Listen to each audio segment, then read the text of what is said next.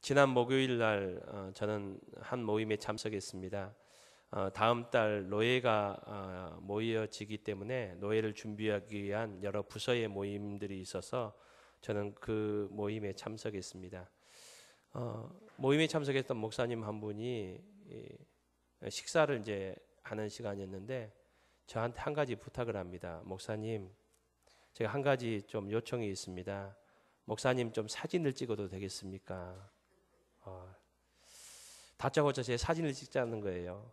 그래서 제가 그래도 인물이 괜찮아서 찍으시려는 것보다 생각하고 허락을 했습니다. 그래서 목사님이 자신의 스마트폰으로 제 얼굴을 찍었습니다. 그것도 클로즈업 해가지고. 그래서 제가 목사님 왜 제 사진을 찍으려고 합니까? 그러니까 목사님이 이렇게 말씀합니다. 목사님이 너무 닮았어요. 이렇게 하는 거예요. 닮아서 사진에 이게 찍어서 한번 사람들에게 얘기하고 싶어서 그런다고 하면서 TV 드라마에 나오는 이 사람하고 닮았다는 거예요. 제가 드라마를 안 보거든요. 드라마를 안 봐서 무슨 드라마에 내가 닮았을까? 혹시 여러분 저하고 비슷한 사람이 TV에 나옵니까? 그래서 제가 물어봤어요. 어떤 드라마요? 그게 불어라 미풍아? 맞습니까? 왜 웃습니까? 거기에 대운이라는 사람이 나온대요. 역할이 대운이라는 사람이. 그래서 제가 거기서는 뭐라고 말 못하고 이제 나중에 헤어지고 나서 저 혼자 있을 때 제 서재에 와서 좀 기대감이 있잖아요. 야, 좀 잘생겼는가 보다라는 해가지고 이 불어라 미풍아 치고 대운 이렇게 쳐보니까 남자가 나오더라고요. 남자가 나오는데 그 남자 배우가 한갑수라는 배우더라고요. 저하고 나이도 똑같더라고요. 그 배우가 좀 기대에는 못 미쳤지만은 그래도 생겼더라고요. 예. 그래서 그러는가 보다 생각하고 그래도 좀 관심 있으니까 이 무슨 역할인가 이렇게 봤어요. 보니까 나이는 몸은 어른인데 정신 연령이 10살? 그런 역할을 하고 있다는 거예요. 설마 그걸 닮았다는 건 아니겠죠. 예.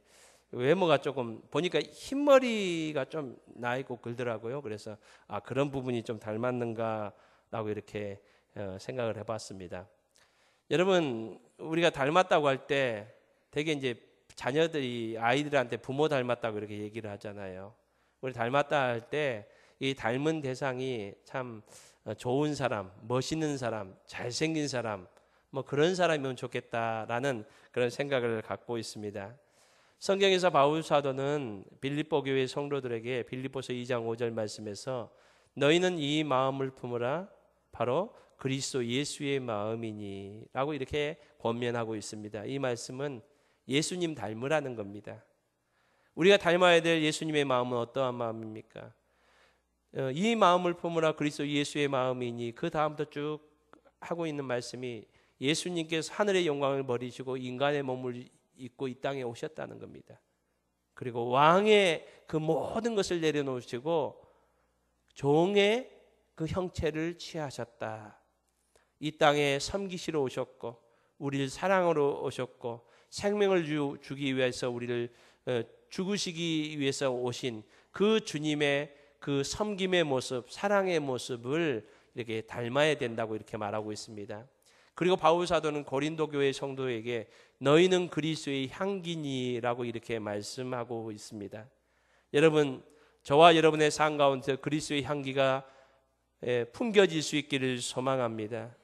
저와 여러분의 매일매일 삶 가운데서 주님의 모습을 조금씩 닮아가서 우리의 가정을 섬기며 또 몸된 교회를 섬기며 또 세상을 섬기는 그래서 빛과 소금의 역할을 잘 감당하는 저와 여러분의 삶이 될 수 있기를 주님의 이름으로 축복합니다. 사랑하는 성도님 여러분, 지금 우리나라는 한 번도 가지 못해 본 길을 가게 되었습니다. 가고 있습니다. 첫 번째 여성 대통령이었고 첫 번째 부녀 대통령이었던 전 대통령 박근혜 대통령이 지난 금요일 탄핵되었고 파면되었습니다. 이제 우리는 60일 이내에 이제 59일이겠네요. 아니 58일입니까? 이제 새로운 대통령을 선출해야 됩니다. 이 나라를 위해서 그리스도인들이 기도해야 될 거고요. 또 좋은 대통령이 세워질 수 있도록 모든 사람들이 닮기를 원하고 또 존경하는 대통령이 좀 세워졌으면 좋겠다라는 마음이 있습니다. 우리도 한번 온 국민이 한번 존경하는 그런 대통령이 좀 세상에 자랑할 수 있는 다른 이웃에 자랑할 수 있는 대통령이 세워졌으면 좋겠다라는 그런 기대가 있습니다. 여러분 우리가 이 나라를 위해서 또 대통령 선거를 위해서 기도할 수 있기를 바랍니다. 저는 이번에 1년의 모든 일들을 지켜보면서 국가의 지도자 한 사람이 얼마나 크고 지대한 영향력을 미치는가를 이렇게 제가 새삼 깨닫게 되었습니다. 여러분 한 사람이 지도자 한 사람이 온 국가에 끼치는 영향력은 참 설명하기 어려울 정도로 큰 것 같습니다. 오늘 본문 말씀은 사사 시대의 이야기를 말하고 있습니다. 여러 사사 가운데서도 기드온 사사에 대해서 말하고 있습니다. 이 기드온 사사는 온 이스라엘 백성들에게 영향력을 끼쳤습니다. 여러분 이 영향력이 어떠한 영향일까요? 이 사사 기드온이 활동했던 그때의 시대의 배경은 어떠했습니까? 6장 1절에 보면은 여호와께서 그들을 미디안의 손에 넘겨주시니라고 이렇게 말하고 있습니다. 성경은 더 자세하게 미디안 족속에게 이스라엘 백성들이 7년 동안 속박당했고 압박당했다, 지배당했다라고 이렇게 말하고 있습니다. 그들의 삶이 미디안 족속들에게 지배당하는 그 7년 동안에 너무나도 힘들고 괴롭고 어려웠습니다. 그래서 하나님 앞에 부르짖습니다. 하나님 우리를 불쌍히 여겨주세요. 우리를 도와주세요. 하나님께서 이 기도를 들으시고 기드온을 이렇게 세우십니다. 기드온에게 사명을 주십니다. 사사기 6장 11절 말씀에 보면은 기드온이 처음으로 등장하는 그 모습을 우리에게 소개해 주고 있습니다. 이렇게 소개합니다. 미디안 사람들에게 들키지 않게 포도주 틀에서 몰래 밀을 타작하고 있었다라고 이랍니다. 이것이 이 모습이 기드온이 성경에 처음으로 등장하는 그런 모습입니다. 여러분 포도주 틀에서 밀을 타작하고 있었다는데 우리가 포도주 틀이 무엇인지 우리가 보지 못했기 때문에 잘 모릅니다. 그래서 제가 한번 찾아봤습니다. 포도주 틀이라는 것이 어떻게 생긴 것일까 한번 보여주시면 감사하겠습니다. 이스라엘에서 유대인들이 이 포도주를 만드는 이 포도주 틀이 저렇게 생겼다고 합니다. 여러분 그때 상황이 이러합니다. 이 이스라엘 백성들이 농사를 내서 곡식을 거둔 추수시가 되면은 미디안 족속들이 때로 몰려왔습니다. 때로 몰려와서 추수한 모든 곡식들을 다 가지고 왔습니다. 거기에 대해서 어느 누구도 대항하지 못했습니다. 대항했다면 죽임을 당하니까요. 그러니까 이 기드온은 저기에 숨어가지고 몰래 빼앗기지 않으려고 밀을 타작하고 있었다는 겁니다. 이것이 첫 번째 등장의 모습입니다. 6장 12절에서 21절 말씀에 보면 하나님께서 여호와의 사자를 기드온에게 보내십니다. 그리고 소명을 주십니다. 사명을 주십니다.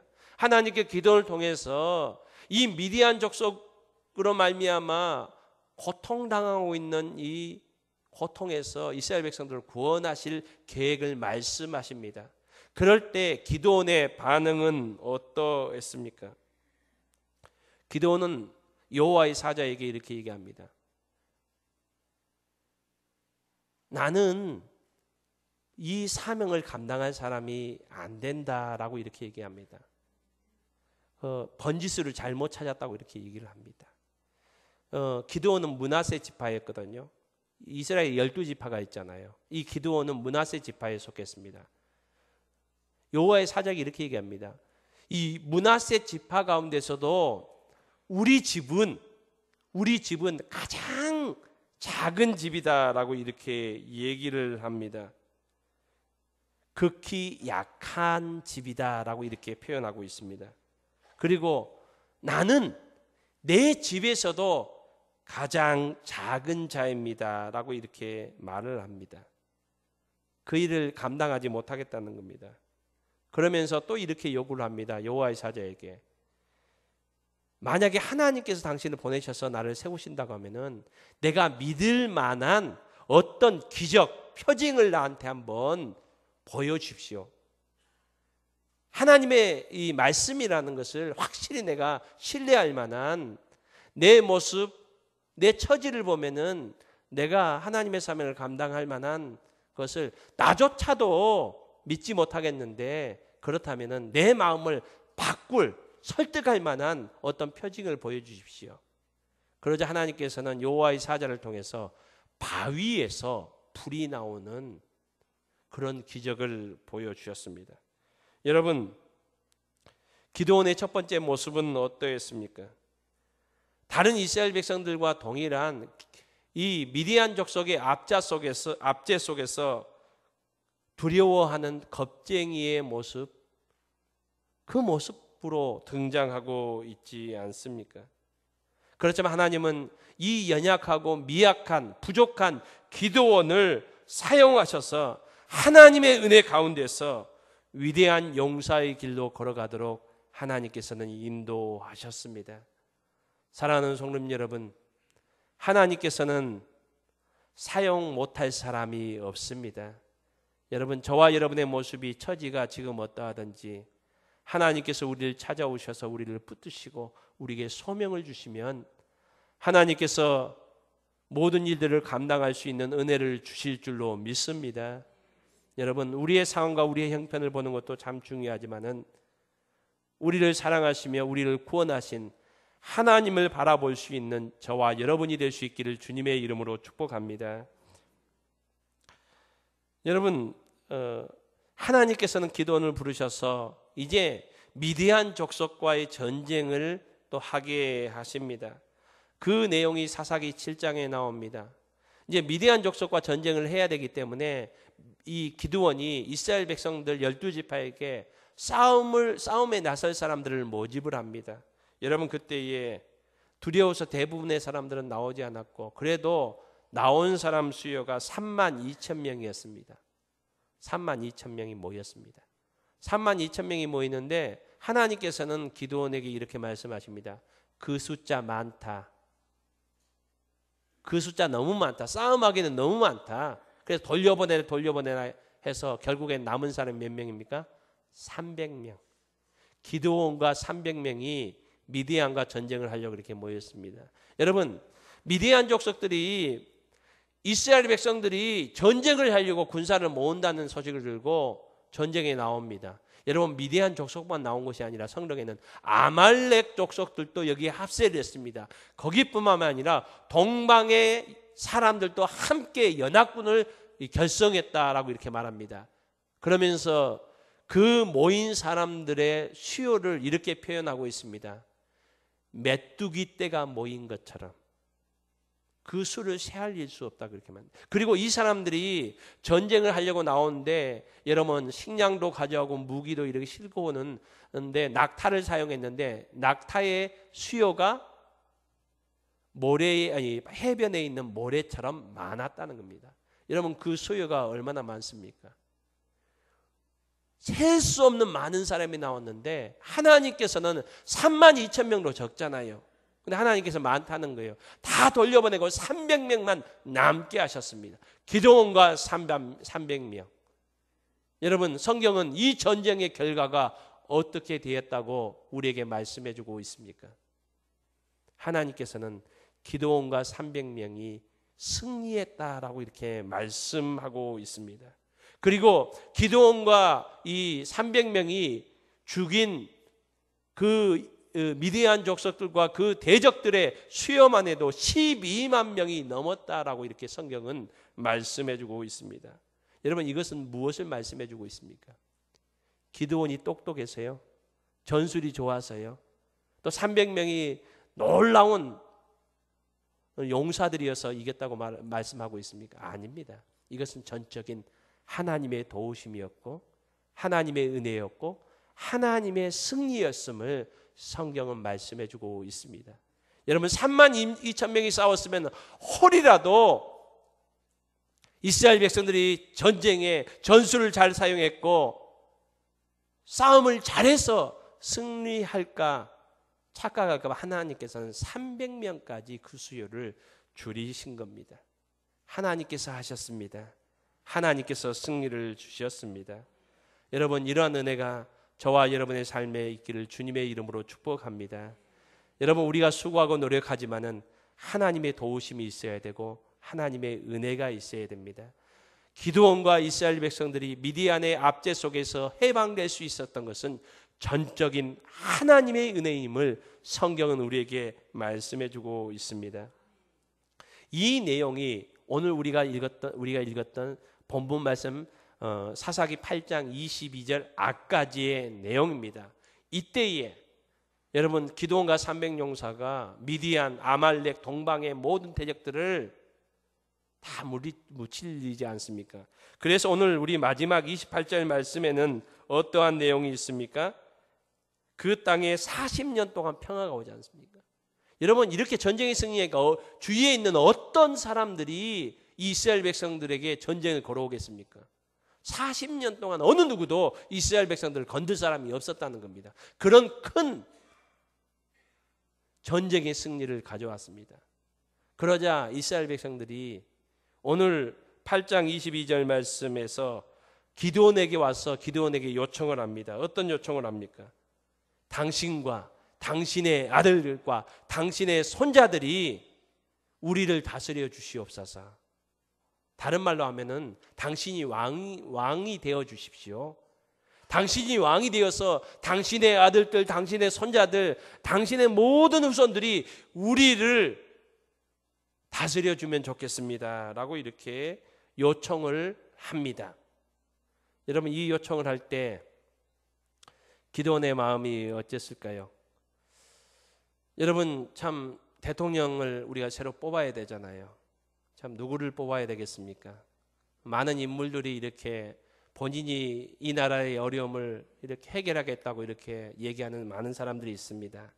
여러분 이럴 때에 우리나라 5천만 국민들이 다 저에게 와가지고요.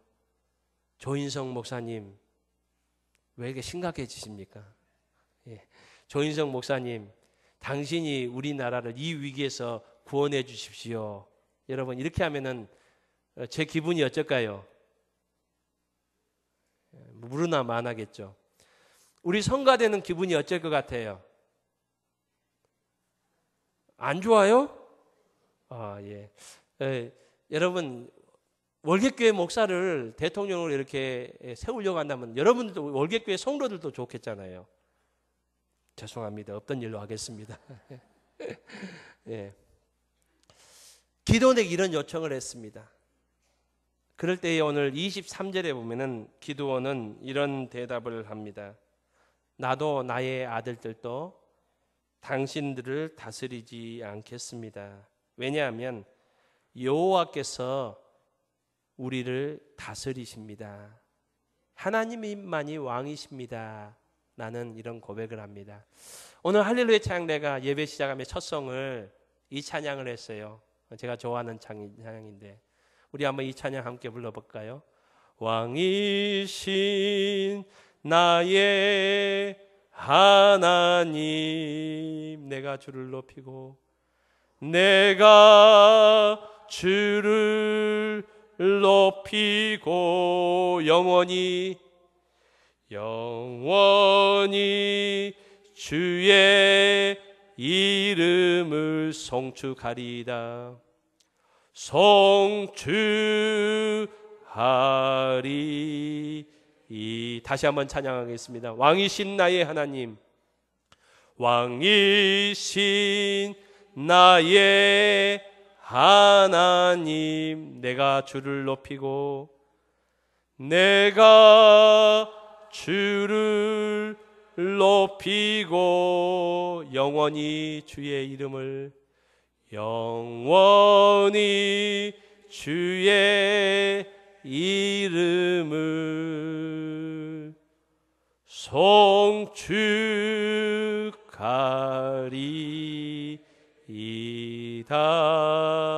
아멘. 여러분, 이 찬양이 우리의 삶의 찬양이 될 수 있기를 소망합니다. 우리의 믿음의 고백이 될 수 있기를 소망합니다. 여러분, 순간순간 우리의 삶의 주인이 내가 되어서 내 뜻과 내 생각과 내 유익을 위해서 살아가는 우리의 모습은 아닙니까? 하나님께서 우리를 구원하여 주셨습니다. 하나님 백성 삼아 주셨습니다. 우리는 하나님의 친백성입니다. 우리의 삶의 현장에서 하나님의 다스림과 통치를 받는, 하나님을 나의 왕으로 인정하는, 하나님의 주권을 인정하는 저와 여러분의 삶이 될 수 있기를 주님의 이름으로 축복합니다. 여러분, 오늘 성경이 이 사사기 8장 23절로 마무리가 됐다면은 참 기드온은 믿음의 용사였고 참 믿음의 사람이요, 모든 믿음의 사람들이 본받을 만한 그런 아름다운 참 존경할 만한 사람으로 남을 것입니다. 그렇지만 여러분, 오늘 성경은 8장 24절이 있고 25절이 있고 26절이 있고 27절이 있고 28절이 있습니다. 할 수만 있으면은 이 부분을 좀 뺐으면 좋겠다라는 마음까지 듭니다. 여러분, 참 아름다운 고백 같은 하나님만이 우리의 통치자이시고 왕이십니다라고 이 기드온이 이렇게 백성들 앞에서 얘기를 했습니다. 나는 왕이 아닙니다, 이렇게 얘기를 했습니다. 그러나 기드온은 이것으로 끝내지를 않았습니다. 백성들에게 한 가지 요청을 합니다. 지금 큰 전쟁에서 승리를 했습니다. 그 당시 전쟁에서 승리하면은 전쟁에서 승리하면은 적들의 모든 물건들을 이렇게 빼앗습니다. 갔습니다. 그래서 전리품이라고 하잖아요. 이 전리품들 중에서 기드온이 백성들에게 얘기합니다. 여러분들이 갖고 있는 전리품들 중에서 귀고리들을 다 저에게 주십시오라고 이렇게 얘기합니다. 여러분, 그 당시에 여자들은 코걸이를 하고 살았고요, 남자들은 귀고리를 이렇게 하고 살았다고 합니다. 그래서 이방 사람들이, 그리고 그 귀고리들이 대부분 금으로 만들어졌다고 합니다. 이것을 자신에게 주라고 이렇게 요청을 합니다. 백성들은 기꺼이 즐거워하면서, 당신이 우리를 이렇게 구원해 줬는데 우리가 못 줄 것이 무엇이 있겠습니까? 우리가 기쁨으로 당신에게 드립니다 라고 이렇게 기드온에게 주었습니다. 오늘 성경에 보면은 금 1700세겔을 모았다 이렇게 말하고 있습니다. 여러분, 금 1700세겔이라고 하면 우리에게 뭐 금이 좋은 것은 아는데 얼마나 되는지 잘 모르지 않습니까? 이 1700세겔은 약 20kg 정도 된다고 합니다. 금 20kg. 여러분, 뭐 금이 좋은 건 알지만은 우리가 금 20kg이 어느 정도 되는지 또 모르잖아요. 값어치가 어느 정도 되는지 또 잘 모르는데, 제가 한번 최근에 금 시세로 조사를 해봤습니다. 뭐 집에 가서 조사 안 하셔도 됩니다. 약 10억 정도 되는 금이 모여진 겁니다. 그 금으로 기드온은 에봇이라는 것을 만들었습니다. 한번 따라해 보십시다. 에봇. 여러분, 에봇이 무엇일까요? 에봇이 무엇인지 잘 모르시죠? 여러분, 제가 이렇게 양복을 입고 설교하러 나오지만 가끔씩 성찬 예식을 하거나 세례식을 거행할 때 좀 다른 옷을 입고 오죠. 예식할 때 입는 그것을 예복이라고 합니다. 이 에봇은 예복과 같은 그런 의미를 가지고 있습니다. 하나님께서 대제사장이 하나님 앞에 예배를 드릴 때에, 또 제사를 드릴 때에 입도록 하신 예복입니다. 한번 화면을 통해서 봤으면 좋겠습니다. 여러분, 지금 옷을 입고 있는 사람이 누구일까요? 대제사장입니다. 대제사장. 지금 대제사장이 저렇게 옷을 입고 있습니다. 저 옷은 모세가 이렇게 입어야 된다고 그렇게 얘기한 거 아닙니다. 대제사장의 첫 번째 대제사장이었던 아론이 우리 옷을 이렇게 만들어 입읍시다 이렇게 했던 거 아닙니다. 하나님께서 이스라엘 백성들에게 대제사장은 이런 옷을 입으라 이렇게 얘기했습니다. 이 대제사장이 입는 옷 중에 여러분 제가 보기에는 오른편에 옷 보이시죠? 저런 것을 남자는 잘 안 입죠. 여자분들이 입는데 저걸 뭐라고 합니까? 원피스라고 합니까? 원피스 같기도 하고 또 여기 띠를 맸는데 좀 설거지 할 때 여러분 입는 앞치마 그런 비슷한 그런 모습인 것 같습니다. 지금 예복 중에 저 부분입니다. 저것이 무엇이라고요? 에봇이라 성경에 이 에봇이라는 단어가 여러 군데 나옵니다. 바로 저 모습이 저 옷이 에봇이었습니다. 여러분 에봇은 두 가지 성경에 보면 두 가지 기능을 하고 있는 것 같습니다. 첫 번째로는 제가 앞에서도 말씀드렸지만 대제사장이 하나님 앞에 나아갈 때에 입고 나아가는 그 옷 중에 한 부분 저 부분을 말하고 있습니다. 두 번째 부분은 사무엘상 23장과 사무엘상 30장에 그 내용이 나옵니다. 그 내용이 어떤 내용이냐니까 이 다윗이 사울에게 쫓기다 그일라라는 그런 지역에 머물러 있었습니다. 그일라라는 지역에 도망와 있었습니다. 그때에 이 제사장 아비아다를 시켜서 에봇을 가져오라 합니다. 그리고 에봇을 앞에 놓고 이 다윗이 하나님께 이렇게 묻습니다. 하나님, 사울이 여기까지 그일라 입고까지 올까요? 첫 번째 질문은 이것이었습니다. 하나님께. 두 번째 질문은 만약에 온다면 그일라 사람들이 날 숨겨주지 않고 사울에게 나를 이렇게 인계할까요? 이것을 물어봅니다. 하나님께서 그일라 사람들이 너를 사울에게 넘겨줄 것이다 라고 이렇게 얘기합니다. 그러자 다윗은 그일라 지역에서 먼저 도망을 갑니다. 그러니까 하나님께 에봇을 갖다 놓고 기도할 때 물어볼 때 이 에봇을 사용했습니다. 30장에도 동일한 거의 비슷한 내용입니다. 다윗이 아말렉과의 전쟁이 있었습니다. 그때에 또 이때도 제사장 아비아달에게 에봇을 가져오러 갑니다. 에봇을 가져와서 에봇을 앞에 놓고 하나님께 기도를 합니다. 하나님, 저 아말렉 족속들을 끝까지 쫓아가서 진멸할까요? 그럼 놔둘까요? 이렇게 물을 때 다윗이 이 에봇을 사용했던 것을 우리는 보게 됩니다. 그러니까 하나님 앞에 물을 때에 기도할 때 이 에봇을 그 당시에 사용했음을 이렇게 말해주고 있습니다. 오늘 27절 말씀은 이 기드온이 에봇을 금으로 만든 이후에 어떤 일들이 벌어졌는지에 대해서 기드온의 이 일을 통해서 이스라엘 백성들이 어떤 영향력을 끼쳤는지에 대해서 말해주고 있습니다. 온 이스라엘이 그것을 음란하게 위함으로 그것이 기드온과 그의 집에 올무가 되니라 라고 말하고 있습니다. 여러분 그 당시 이스라엘 백성들은 실로에 갔습니다. 실로는 하나님께 정하신 곳입니다. 거기에 가면은 대제사장이 있습니다.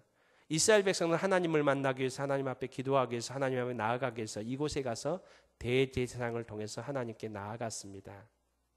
실로는 하나님의 임재의 상징적인 장소였습니다. 그렇지만 이제 이스라엘 백성들이 어떤 상황들이 생깁니까? 실로까지 가지 않습니다. 하나님을 찾지 않습니다.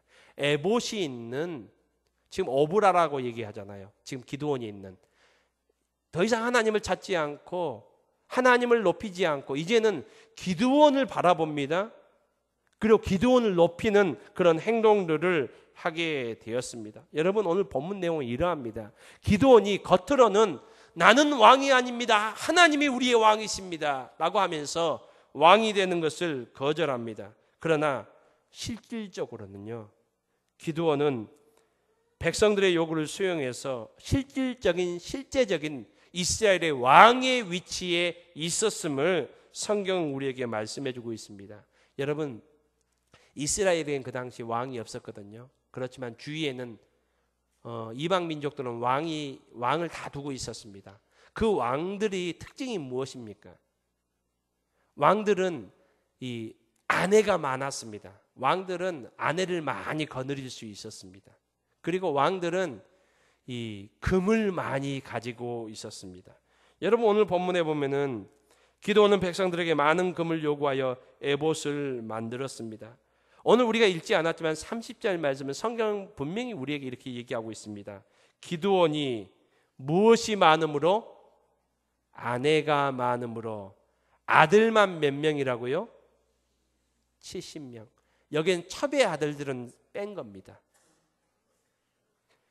그냥 아내를 두어서 낳은 아들만 70명이었다는 겁니다. 여러분, 그렇다면 실제적으로 기드온이 나는 왕 될 수가 없어요. 하나님이 우리의 왕이십니다. 이렇게 얘기했지만은 그는 실제적으로는 이스라엘 왕 행세를 하고 살았다는 것을 성경은 말씀해 주고 있습니다. 기드온은 하나님의 은혜를 받아서, 여러분 원래 기드온이 아주 미약하고 연약하고 겁 많은 사람이었잖아요. 그렇지만 하나님께서 이런 기드온을 부르셔서 은혜를 주셔서 기드온과 300명이 어떻게 그 많은 사람들 이길 수 있습니까? 하나님이 도우셨고 하나님이 은혜 주셔서 그들이 승리할 수 있었습니다. 하나님의 은혜 가운데 있을 때 그는 승리할 수 있었습니다. 그런 그가 이제는 어떠한 모습을 보이고 있습니까? 기드온이 눈에 보이는 대적은 미디안은 전쟁에서 승리했지만 보이지 않는 대적, 내부에 있는 대적, 자기 자신에게는 졌음을, 자기 자신의 욕심, 욕망을 이기지 못했음을 성경은 우리에게 말씀해 주고 있습니다. 여러분, 우리가 입술로는 하나님이 우리의 왕이십니다 라고 이렇게 고백합니다. 그렇기 때문에 이 시간 우리가 나와서 예배드리지 않습니까? 하나님이 우리의 왕이십니다 라고 이렇게 인정하면서도 우리의 삶의 현장에서는 하나님께서 무엇을 원하시고 무엇을 기뻐하실까? 어떠한 일이 하나님께서 원하시는 일일까? 는 것을 생각하기보다는 무엇이 나에게 이익이 되고 어떠한 것들이 나에게 좋은 일일까? 내가 원하는 일일까? 여러분, 이것이 우리의 판단과 우리의 선택의 기준이지 않습니까? 바울 사도는 고린도 교회 성도들에게 고린도전서 15장 31절 말씀에서 이렇게 말합니다. 여러분, 나에게 자랑이 하나 있습니다. 나에게 있는 자랑 확실한 것을 여러분에게 말씀드립니다. 나의 자랑은 나는 날마다 죽는 것입니다. 여러분, 날마다 바울 사도처럼 우리의 욕심을 십자가에 못 박을 수 있는 저와 여러분이 될 수 있기를 소망합니다. 순간순간 하나님이 나의 왕이심을 우리가 고백하고 하나님의 백성으로 살기 원하지만은 순간순간 내 생각과 내 욕심이 하나님의 왕 되심을 방해하며 내가 나의 삶의 왕 되어서 살아가고 있는 우리의 모습은 아닙니까? 여러분,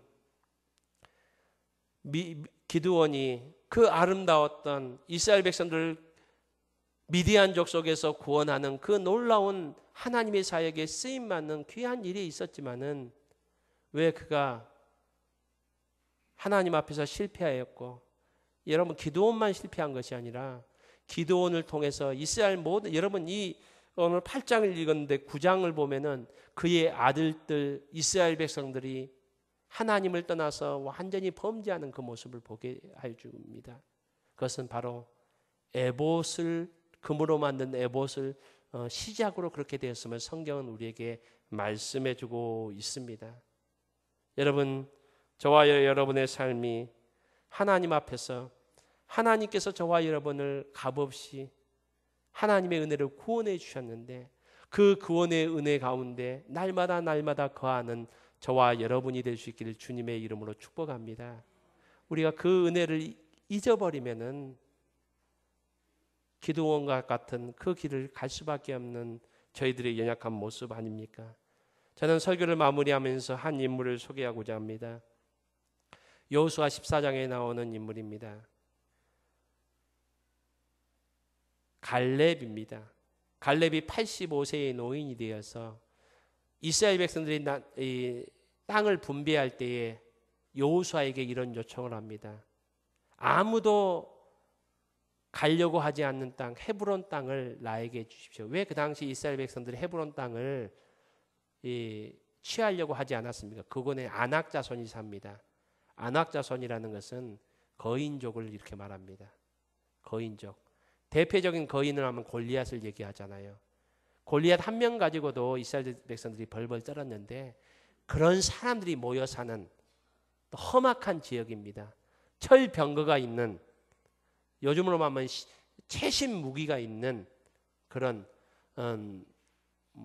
ICBM이 있고요, 핵폭탄이 있고요. 그런 지역이 바로 그곳입니다. 그러니까 이스라엘 백성들이 그곳은 어느 누구도 가려고 하지 않습니다. 그런데 그 당시 이스라엘 백성들 가운데 제일 나이가 많았던 갈렙이 85세의 나이로 여호수아 앞에 가서 이렇게 얘기합니다. 그 땅을 나한테 주십시오. 이 산지를 내게 주소서. 여러분, 갈렙이 어떻게 이렇게 고백할 수 있었습니까? 85세의 노인이. 갈렙은 이런 고백을 합니다. 나는 하나님 앞에 성실한 마음을 지금까지 가지고 있습니다. 나는 내 하나님 앞에 지금까지 충성하고 있습니다. 이 충성이라는 단어가 계속적으로 나오고 성실이라는 단어가 나옵니다. 그러면 성경은 이 갈렙에 대해서 이렇게 평가합니다. 그가 하나님 여호와를 온전히 쫓았다. 여러분, 충성, 성실 이 말은요, 변하지 않았다는 거예요. 이 갈렙이 45년 전에 40세 있을 때 12정탐꾼의 한 명으로 가나안 땅에 가서 믿음으로 그가 고백했던 그 믿음, 하나님을 향한 그 사랑이 변하지 않았다는 겁니다. 하나님께서 그들을 애굽에서 구원해 주신 그 감격과 기쁨을 가지고 있고 하나님을 향한 믿음이 변치 않았다는 겁니다. 사랑하는 성도님 여러분, 이 땅에 많은 것은 다 변합니다. 대통령이 되기 전에는 다 국가를 위해서 일할 것 같이 얘기하면서 정작 대통령이 되어서 변하는 사람들을 얼마나 많이 보았습니까? 여러분, 이 땅에 많은 것들은 변합니다. 그렇지만 변하지 않는 분은 하나님이십니다. 그 하나님을 우리가 붙들을 수 있고 하나님을 향한 우리의 믿음도 변하지 않는 저와 여러분의 삶이 될 수 있기를 주님의 이름으로 축복합니다. 그럴 때 하나님의 은혜와 하나님의 도우심과 하나님의 함께 하심이 우리의 삶에 항상 함께 있을 줄로 믿습니다.